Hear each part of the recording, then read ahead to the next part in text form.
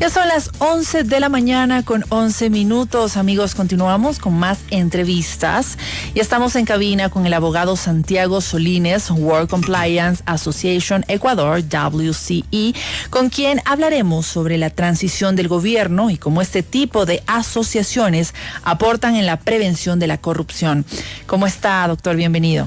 Valeria, qué gusto a ti por la invitación a la radio y a quienes nos escuchan, pues también un gusto saludarlos por aquí.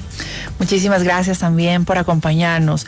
¿Cuál es el primer germen de la corrupción actualmente en el Ecuador? Bueno, es multifactor el tema de corrupción, ¿no? Es pobreza, es falta de valores y principios, inclusive puede ser un tema de una idea estandarizada de que hay que aprovechar la cosa pública para enriquecerse.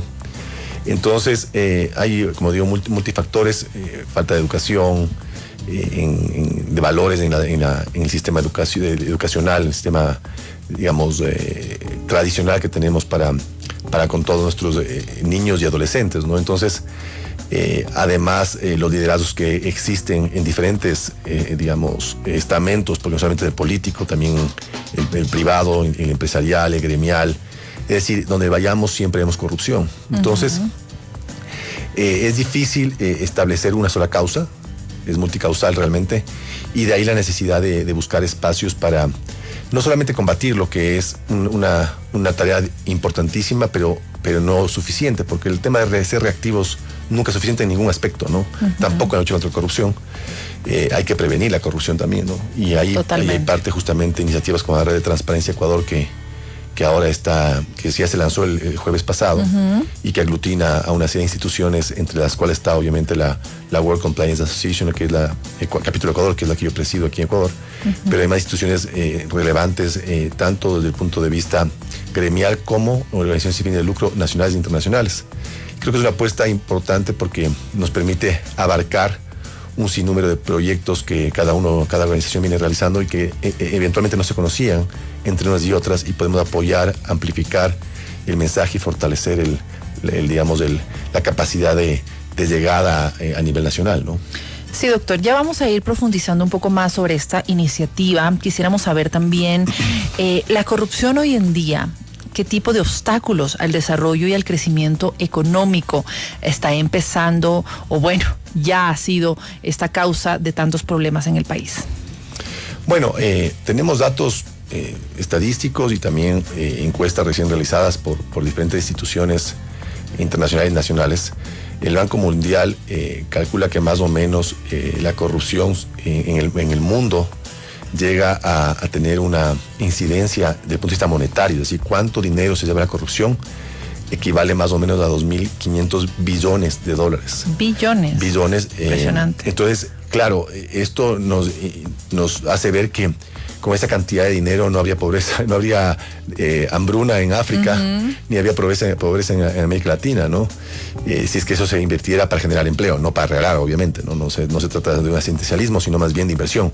Exacto. Entonces, eso, si queremos verlo desde el punto de vista macro a nivel global, ¿no? En Ecuador, las estimaciones que hacía el gobierno el año pasado, más o menos se calculaba que en los últimos 14 años, yo lo pondría ahora 16 inclusive, pero en los últimos 14 años la corrupción se había llevado más o menos unos 35 mil millones de dólares del país, ¿no? Son estimaciones que muchas veces no tienen una visión completa porque no hay cómo sacar información. Lamentablemente la corrupción no solamente es llevarse dinero, hay otras formas de corrupción, pero digamos que desde el punto de vista económico de algo tangible, no siempre se puede determinar si hubo o no hubo y cuánto, si es que hubo, en afectación económica al Estado y por ende los particulares, porque en último término quienes sufren es la persona más vulnerable, ¿no? Exacto. Porque si los recursos van a manos de pocos, lamentablemente eso redunda en no poder trabajar y realizar políticas públicas sociales enfocadas en salud, en educación, que a la larga son esenciales para poder lograr un desarrollo. Entonces, en último término, lamentablemente la corrupción a quien más afecta son los sectores vulnerables, aunque ellos no lo sienten y no lo ven. Y no lo ven. Eso es lo peor, ¿no?, de la situación, que no se ve. y de verdad es que el país se ha golpeado mucho por la corrupción en estos últimos años. Pero ¿cuáles serían las medidas que necesita el país para luchar contra la corrupción, doctor? ¿Qué es lo que se debe hacer? Bueno, así como es multicausal la corrupción, también, por ende, la posibilidad de ir, digamos, combatiendo y de algún modo generando un tema de actitud y de cultura con el tiempo, de respeto a la ley, de respeto al ser humano y, por ende, de respeto a la cosa ajena, a la propiedad privada, a la cosa pública. Viene por un tema, primero, como decía, de una visión preventiva. Es decir, tenemos que lograr llegar con mecanismos eficientes y eficaces a esos espacios más vulnerables, ¿no? Niños, adolescentes, gente que no ha tenido posibilidad de entender la magnitud del problema de la corrupción, porque si tú entiendes de la corrupción, la puedes prevenir y combatir cuando ya se la da. Si no la entiendes, o peor aún, si le aceptas, no lo vas a hacer. Entonces, viene un tema de educación. Nosotros con la red de transparencia estamos con algunas instituciones manejando proyectos que ya venía, por ejemplo, la ICC, la Cámara de Comercio de Quito, viene trabajando en un proyecto muy interesante con niños en colegios, dándoles premios para el tema de honestidad, se llama honestidad criolla, de hecho. Es que claro, desde los colegios se aprende, ¿no? Sí. Lo bueno y también lo malo. A veces los niños también contagian este tipo de actitudes corruptas, entonces, que vienen desde la casa. Entonces, educarles a los niños hoy en día es muy importante, doctor. Muy importante. De ahí, por ejemplo, temas de talleres, capacitación, en temas de cumplimiento normativo. Por ejemplo, con el Instituto de Auditoría Interna de Ecuador y la World Compliance estamos trabajando justamente a través de la red en un proyecto de talleres para explicar la importancia que tiene, por ejemplo, los sistemas de cumplimiento en las empresas y en las instituciones públicas. Ayer tuve una reunión con el Ministerio de Energía, justamente. Tuvimos una reunión con la PAD y la WCA para justamente hablar sobre la posibilidad de que organizaciones, empresas públicas puedan comenzar a incorporar, ya lo vienen haciendo, pero ahora con mayor potencia, incorporar sistemas de cumplimiento internamente, ¿no? Para ver controles, ¿no? Controles donde la gente, donde los trabajadores entienden la importancia de la transparencia e integridad en las empresas y evitar lo que pasa en muchas empresas que vemos ahora, ¿no? En los sectores estratégicos vemos que es una actitud reiterada tanto de las personas que están arriba en la parte gerencial, como también los funcionarios de carrera, ¿no? No es un tema ajeno. Eso no es un problema de la política, no es un tema de una empresa pública o de una empresa privada. Es un problema de los seres humanos, de la sociedad. La política o los partidos políticos o el gobierno son un medio para hacer algo o para hacer daño o para hacer el bien. Pero son las personas, los seres humanos que ocupamos sus cargos, que podemos hacer el bien o el mal, si tenemos o no tenemos principios, ¿no? Entonces, de ahí viene mucho el trabajo preventivo y el reactivo, como les digo, es el tema de fortalecer, por ejemplo, a la judicatura con más digamos, capacidades técnicas y expertices para que puedan sancionar de mejor manera los actos de corrupción. Ya se ha hecho un primer paso. El año pasado el gobierno inauguró justamente una unidad especializada de jueces para luchar contra la corrupción y el crimen organizado, pero no es suficiente, es un punto de partida. Hay que dar taller. Nosotros dimos un taller muy amplio el antepasado, en el 2021, con la PAD al sistema judicial, para que vayan los jueces entendiendo la importancia que es comprender primero lo que implica eso, porque es muy, digamos, muy profundo y muy difícil de entender si no lo estudias. ¿Cómo puedes tú cruzar el tema de lavado de activos, el tema de lucha contra el terrorismo, el tema de cuáles son realmente los delitos que puede cometer una persona jurídica, porque hablamos también de delitos que cometen las personas jurídicas, no solamente las personas naturales? Entonces, de algún modo, vemos que hay un trabajo mancomunado, sector público, sector privado. Sin duda, el que el ciudadano se involucre con la cosa pública, porque así también generas tú una permanente fiscalización de lo que hace el sector público y control de actos de corrupción. Entonces, como digo, también es una visión, digamos, muy diversa para poder lograr cambios significativos, ¿no? Y toma tiempo, ¿no? Claro, no es de la noche a la mañana. No. Doctor, como habíamos estado conversando en este momento, en el país el sector judicial también se ha visto afectado por la corrupción. Y también sabemos que la corrupción tiene varias caras. El soborno, por ejemplo, es una de ellas. ¿Qué se debe hacer también para que se respeten las leyes? No solo a unos cuantos delincuentes, sino a todos. ¿Cómo se puede hacer? Es una pregunta, digamos, totalmente lógica, y creo que es un sentir ciudadano más que el periodismo en sí mismo, ¿no? Así es. Y sin duda la respuesta es compleja porque, miren, si tenemos otros jueces bien capacitados, que han hecho toda una carrera para poder convertirse en jueces, han aplicado y han tenido un sistema de oposición importante, donde ellos cuidan su trabajo porque les costó llegar, tienen un buen sueldo, tienen protección del Estado. Son garantías y son incentivos para que la mejor gente ocupe esos cargos de jueces. Exacto. Y gente con valores y principios, exacto, ¿no? Exactamente. Pero si mañana la mejor gente no quiere ser juez por lo que acabo de decir, porque no le pagan bien, porque está denostada su calidad de juez, o porque no tiene las seguridades del caso, evidentemente la gente que va a venir acá en ese espacio o en cualquier otro, repito, el sistema judicial, igual que la función ejecutiva o igual que el legislativo, son medios, son espacios físicos que no representan nada en sí mismo, representan por lo que hagamos nosotros los seres humanos, quienes ocupamos el cargo. Entonces, ¿qué hay que hacer? Obviamente un cambio de visión de política pública, y también un tema de formación, o sea, ahí se involucra mucho la academia, para fomentar digamos, una iniciativa potente para educar en valores y en principios, sin duda, pero sobre todo, porque los valores y principios vienen desde la casa y desde pequeños, ¿no? Pero sobre todo, educar y lograr que un sistema de funcionarios públicos sea trabajado desde una lógica de méritos. Es decir, que quienes vayan a ser los mejores. Y por eso se les va a pagar bien. Y por eso van a tener estabilidad y van a poder hacer carrera en el tiempo. Eso creo que va a coadyuvar. Pero además, sin duda, está el hecho de que la justicia trabaja hasta cierto punto, ¿no?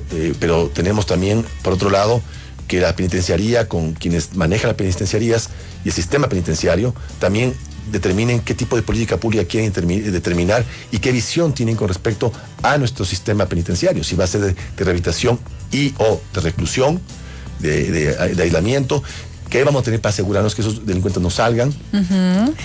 Lo propio de la Policía Nacional. Es decir, si vemos desde un engranaje, ¿no? La corrupción es transversal.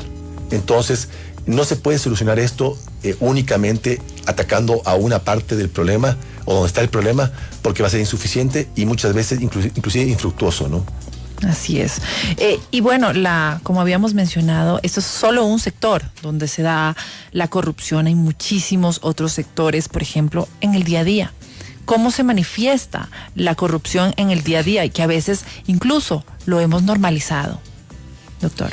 Sí, como decía, hay un tema de actitud, ¿no? Si nosotros nos podemos ver cuánta gente ha migrado a otros países, ¿no? A Europa, en el continente europeo, a España, a Italia, sus papeles, a Portugal, o cuando van a Norteamérica, van a Estados Unidos, a Canadá.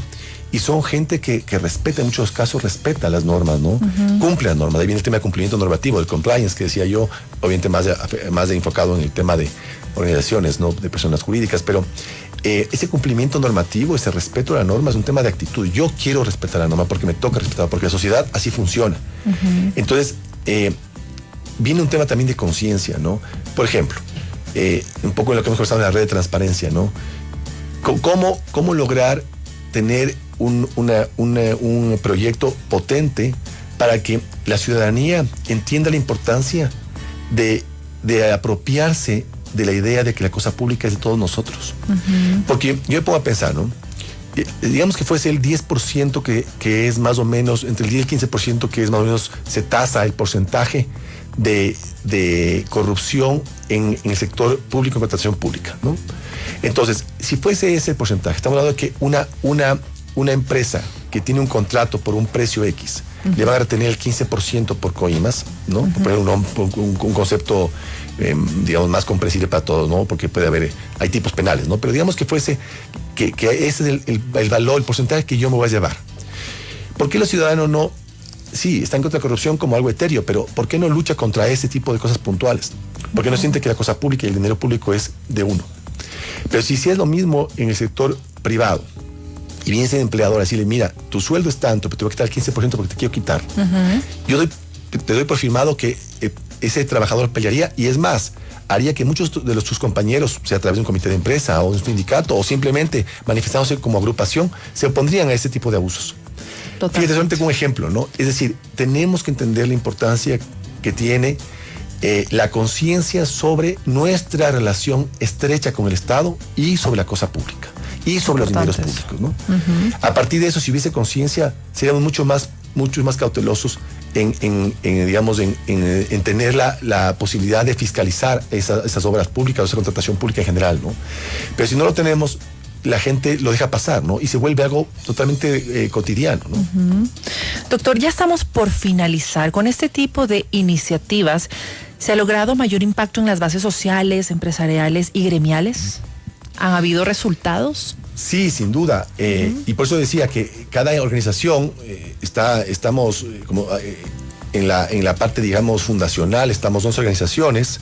Está la PAD, está CEDIM, está la Cámara de Comercio Internacional, está ¿cómo se llama? La Fundación Ciudadanía y Desarrollo, que sacó además un informe importante, que es Transparencia Internacional de Ecuador, un informe importante el año pasado, que justamente hablaba sobre la percepción de la corrupción, y el 68% de los ecuatorianos piensan que en todo lado hay corrupción, y obviamente empieza por el gobierno central, pues, por el Estado en general, pero el gobierno central, el sistema judicial, la policía, etcétera, ¿no?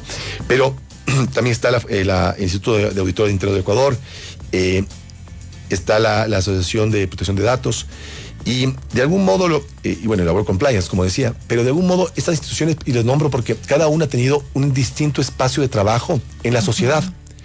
Y lo que busca esta iniciativa es que podamos trabajar conjuntamente, porque lo que queremos es desarrollar, ahí sí, como propósito, buscamos desarrollar una cultura de integridad en Ecuador. Y para eso necesitamos, obviamente, estar unidos, porque la única forma de que trabajemos al unísono con el sector público para que podamos hacer cosas bien hechas. Claro. Es imposible hacerlo individualmente, porque no son semillitas que se quedan sembradas, pero insuficientes para que realmente podamos ver un lindo jardín, ¿no? En el tiempo. Entonces, ¿qué es lo que hemos hecho? Hemos hecho trabajos en temas corporativos, hemos hecho trabajos en temas sociales, en temas gremiales, desde la integridad, de la transparencia, la importancia que tiene digamos, por ejemplo, la rendición de cuentas, la importancia que tiene los controles internos, el cruce de información, la capacitación de los trabajadores y de los estudiantes y de los jóvenes para entender su rol en una organización o en el Estado. Es decir, que cada uno sepa que tiene un rol importante, así parezca pequeño, un rol importante, y que ese rol importante puede mañana detectar a tiempo y evitar, por ende, un cometimiento de un delito. Exacto. Entonces, porque claro, está bien que uno vaya y denuncie un delito, pero ya se cometió el delito. Lo ideal sería que no se cometa el delito. Prevenirlo. Ajá. Muy bien, doctor, muchísimas gracias por acompañarnos. Estuvimos hablando con el abogado Santiago Solínez sobre la red de Transparencia Ecuador, que tiene como objetivo el aportar a la prevención de la corrupción. Esta entrevista estará disponible, amigos, en nuestra página web www.ecuadorradio.es y también en nuestra página de Facebook. Gracias, abogado, por acompañarnos. A ti, gracias por recibirme. Un gusto, ¿no?